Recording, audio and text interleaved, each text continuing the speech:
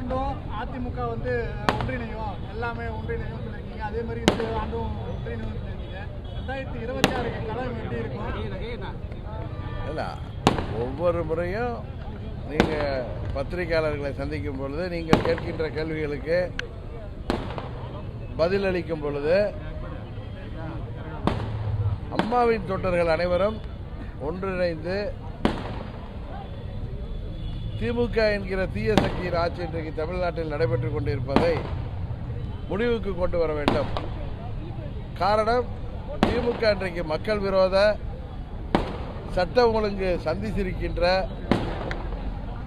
பெண்களுக்கு எதிரான குற்றங்கள் நாளுக்கு நாள் அதிகரித்து வருகின்ற, ஏழை எளிய மக்களுக்கு பாதுகாப்பு இல்லாத, போதை மருந்து கலாச்சாரம் பட்டி தொட்டி எல்லாம் பரவி இருக்கின்ற ஒரு காட்டாட்சி இங்கே நடைபெற்றுக் கொண்டிருப்பதால் திமுக என்கிற தீய சக்தியின் ஆட்சியை வீழ்த்துவதற்கு அம்மாவின் தொண்டர்கள் அனைவரும் ஓரணியில் திரள வேண்டும் என்பதுதான் எல்லாருடைய விருப்பம். அதை தான் நானும் சொல்லிட்டு வரேன்.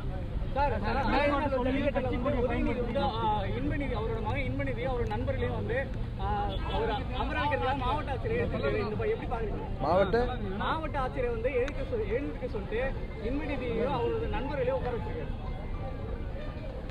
திமுகனால ஒரு குடும்ப கட்சிங்கிறத தாண்டி குடும்பம் தான் அங்க எல்லாமேங்கிற நிலைமை இருக்கிறதுனால இதுல மாவட்ட ஆட்சித்தலைவர் என்ன, தமிழ்நாட்டு மக்களே இன்றைக்கு ஓரம் போன்னு சொல்லி ஓரம் கட்டி விட்டு இன்றைக்கு அந்த குடும்ப ஆட்சி எல்லா துறைகளிலையும் ஆக்டோபஸ் போல தங்கள் ஆக்டோபஸ் கரங்களை நீட்டி எல்லா துறைகளையும் இன்றைக்கு அபகரிக்கின்ற, எல்லா துறைகளிலும் ஆட்சி அதிகாரத்தை பயன்படுத்தி, அது சினிமா துறை உட்பட அனைத்து துறைகளிலுமே அவர்கள் இன்றைக்கு ஆதிக்கம் செலுத்துவது எல்லோருக்கும் தெரிந்த ஒரு தகவல்.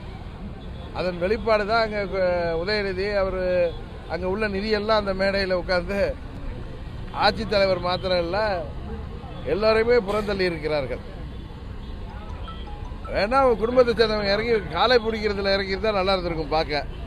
அதை விட்டுட்டு அங்கே மேலே வந்து முன்வரிசையில் அவர்கள் அமர்ந்திருப்பது உண்மையிலேயே கேலிக்கூத்தாக தான் இருக்கு. இந்த காட்டாட்சியை முடிவுக்கு கொண்டு வருவதற்காகத்தான் தேசிய ஜனநாயக கூட்டணி இன்றைக்கு வலுவாகி கொண்டு இருக்கிறது. வருங்காலத்தில் 26 சட்டமன்ற பொதுத் தேர்தலில் இந்த திமுக என்கிற தீய சக்தியின் ஆட்சியை உறுதியாக நாங்கள் முடிவுக்கு கொண்டு வருவோம். ஈரோடு கிழக்கு இடைத்தேர்தல் வந்து பொதுவாக வந்து தேசிய ஜனநாயக கூட்டணி எல்லாருமே புறக்கணிச்சிருக்கீங்க. இது எப்படி சார் பாக்குறீங்க? ஏன்னா ஆளுங்கட்சி சாதகமாக அமையாதது. இல்லை, ஆளுங்கட்சி அராஜகம், அதிகார துஷ்பிரயோகம் விசித்திரமாக இதுவரை கேள்விப்படாத அளவு கடந்த முறை இடைத்தேர்தலாம் மக்களை எல்லாம் பட்டியல ஆடுகளை அடைக்கிற மாதிரி வர வைத்து, ஏழை எளிய மக்களை காலையிலேருந்து மாலை வரைக்கும் அங்கே அமர வைத்து அவர்களுக்கு எப்படியெல்லாம் அதிகார துஷ்பிரயோகத்தை பயன்படுத்தி எப்படியெல்லாம் மக்களை பயன்படுத்தினார்கள் தெரியும். அதனால் இந்த தேர்தல் ஒன்றும் தமிழ்நாட்டு தலையெழுத்தை மாற்றி அமைக்க போகிற தேர்தல் இல்லை. அது 26 சட்டமன்ற பொதுத் தேர்தல் தான்.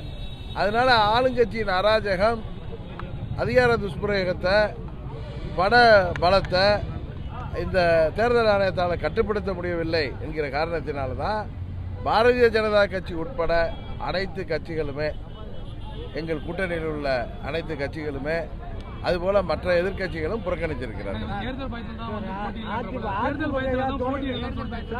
அப்படி இல்லை, தொடர்ந்து வந்து அவர் ஒருத்தர் கேள்வி கேட்டுட்டு இருக்காரு பாருங்க, உங்களை விட சிறப்பா கேட்கிறாரு அவரு. இருங்க, அவர் என்ன கேட்கிறாரு, அதிமுக ஏன் புறக்கணிக்குதுன்னா அவங்களுக்கு ரெட்டையில இருந்தும் தலைவர் புரட்சி தலைவர் கண்டெடுத்த சின்ன இன்னைக்கு திமுகவுக்கு மறைமுகமாக உதவி செய்கின்ற ஒரு கட்சியாக இன்றைக்கு அதிமுக செயல்பட்டு கொண்டிருக்கிறதுனாலதான் அவர்கள் பயத்துல விக்கிரவாண்டியை புறக்கணிச்ச மாதிரி அவங்க புறக்கணிச்சிருக்காங்க. பிரதான எதிர்கட்சிங்கிறார்ல, அவர் அங்கே முண்டா தட்டி பாட்டிருக்க வேண்டியது தானே.